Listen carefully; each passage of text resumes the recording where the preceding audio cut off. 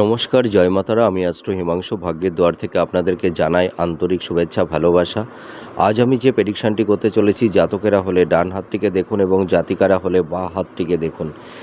আপনাদের যদি কেতুর স্থানে যদি ত্রিশূল চিহ্ন থেকে থাকে, তাহলে সেই সব জাতক জাতিকারা ভীষণ ধার্মিক এবং আধ্যাত্মিক। এদের মধ্যে সেই আধ্যাত্ম চেতনা এদের মধ্যে দেখতে পাওয়া যায়। এরা ভীষণ ন্যায়পরায়ণ হয়, সৎ, এবং এরা মানুষের সেবা করে।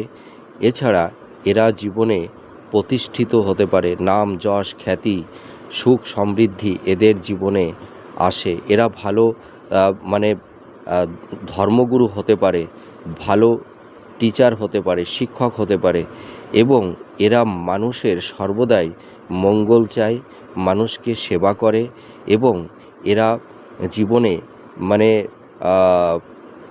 ধন সম্পদ, নাম, যশ, খ্যাতি, এবং এদের দাম্পত্য জীবন খুব সুখের হয়। আর এরা খুব সৎ হৃদয়ের মানুষ হয়ে থাকে।